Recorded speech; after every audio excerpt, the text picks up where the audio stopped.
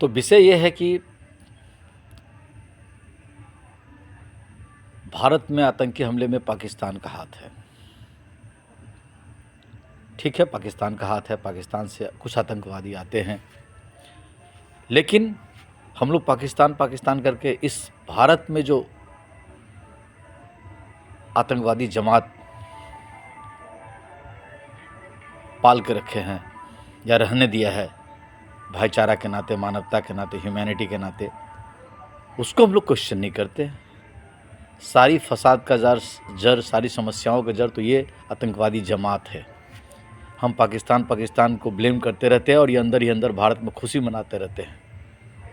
और एक तरह से हम तो ये कहे कि पाकिस्तान उनके लिए प्रोटेक्टिव वेल के रूप में काम करता है।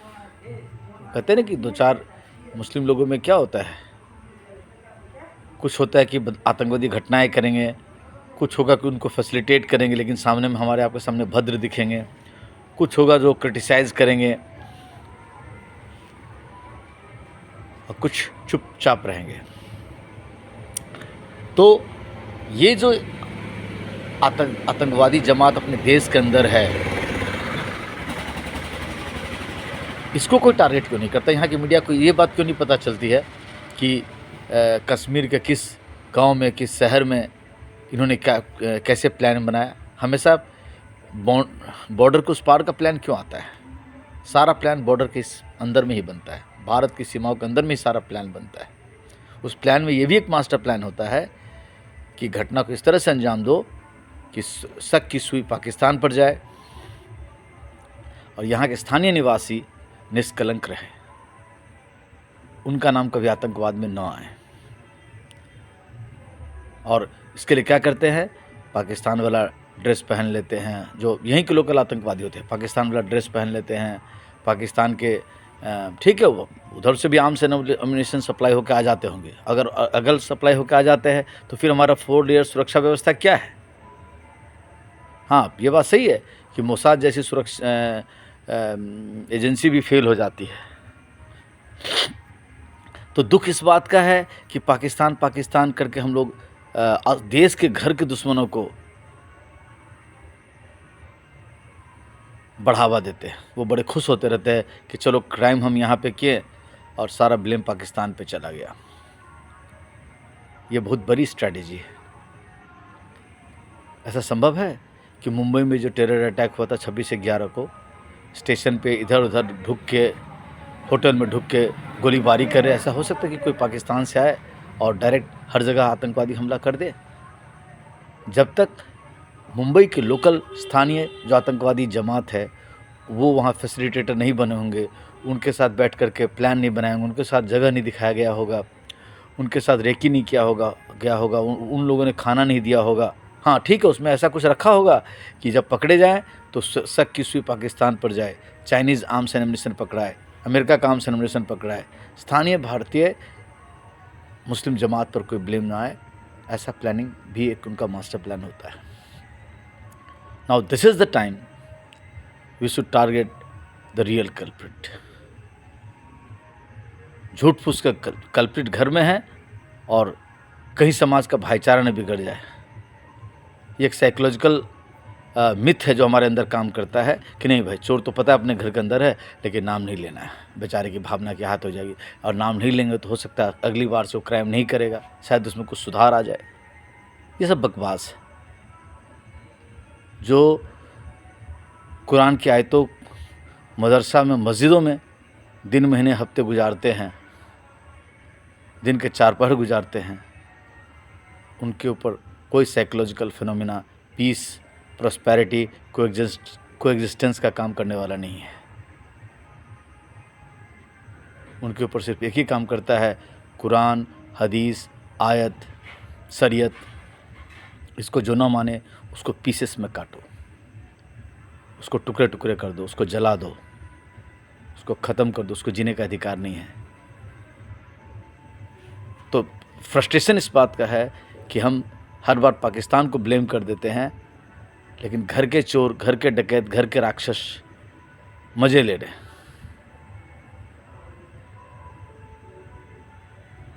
इनके ऊपर ओपन फायर करना पड़ेगा, इनको सामने नंगा करना पड़ेगा।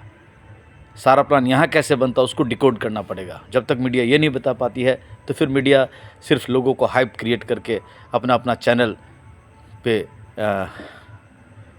क्या कहते हैं, ज़्यादा व्यूअर्स बढ़ाना चाहते हैं।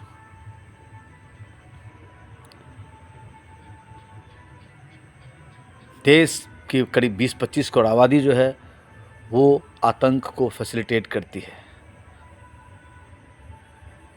पॉपुलेशन बढ़ा करके फिर धीरे धीरे आसपास के लोगों को टॉर्चर देते रहना, उसके सामने मांस फेंक देना, हड्डी फेंक देना, गाय की गर्दन कटी हुई फेंक देना, टॉर्चर करना। ऐसा होता है जहाँ मुस्लिम बस्ती हो वहाँ के हिंदू लोगों को अगर वो कम संख्या में है तो उनको पुश करना, चल चल नमाज़ पढ़ने चल, धक्का मार के, ये भी एक टेररिज्म है।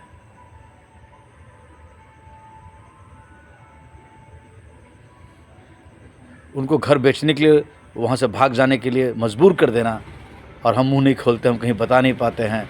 This is a terrorism. इन सब टेररिज्म को खोलना पड़ेगा, इन सब को सामने लाना पड़ेगा और आर पार की लड़ाई लड़नी होगी। सब कुछ छोड़ते रहेंगे तो वो पॉपुलेशन इम्बैलेंस कर देंगे और आपके सारे प्लान को फेल कर देंगे, नर्क बना देंगे इस भारत को। यही भारत, अफ़गानिस्तान भी तो भारत ही है, पाकिस्तान भी तो भारत ही है, बांग्लादेश भी तो भारत ही है, बट क्या हाल है वहाँ? क्या वहाँ कोएग्जिस्टेंस है? क्या वहाँ टॉलरेंस है? क्या वहाँ डाइवर्सिटी है? नहीं। क्यों? क्योंकि उनके अंदर का जो सॉफ्टवेयर है वो इस्लामिक सॉफ्टवेयर हो गया है, वो हदीस वाला सॉफ्टवेयर हो गया है, वो शरीयत वाला सॉफ्टवेयर हो गया है, और वो बाकी सारे सॉफ्टवेयर को, हार्डवेयर को मार के ख़त्म कर देना चाहता है।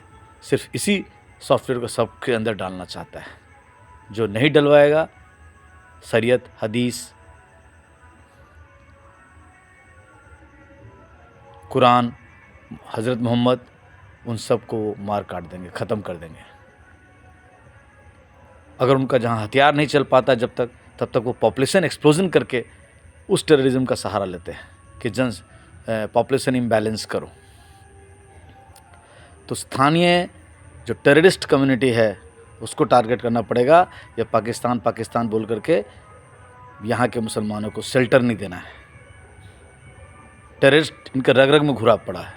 अरे बचपन से हम लोग क्रिकेट खेलते थे, क्रिकेट भारत पाकिस्तान का मैच देखते हुए बड़े हुए हैं, और बस पड़ोस में अगर मुस्लिम मोहल्ला है तो भारत अगर हारे या भारत का विकेट गिरे तो पटाखा किस बस्ती से उठते थे भाई?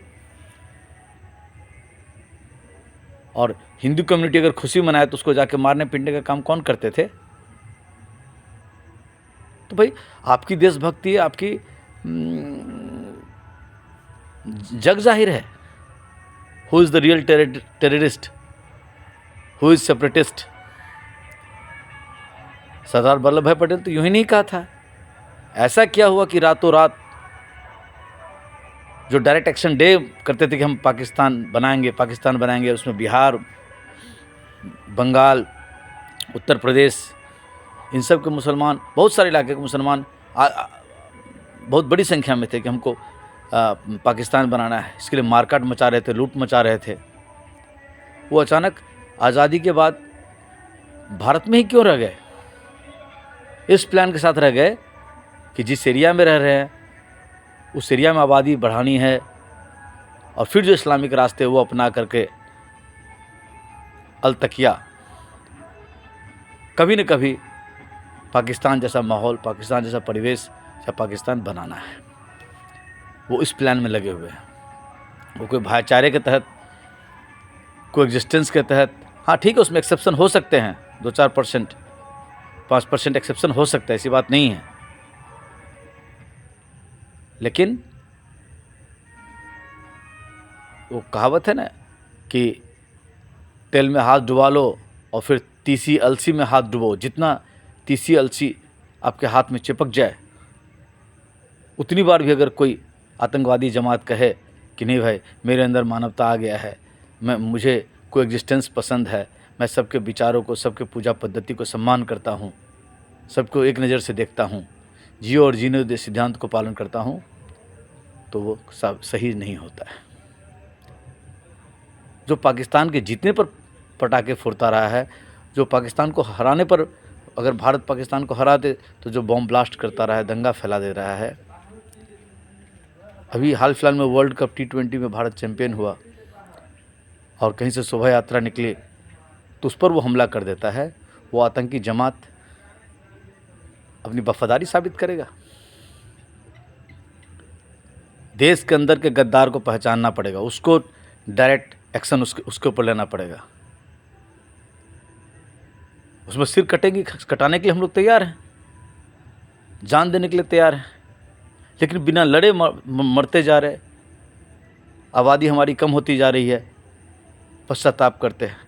लड़ के मरना है, मार के मरना है। इसलिए देश की सरकारों को, देश की मीडिया को और देश की जो इंटेलिजेंस एजेंसी है,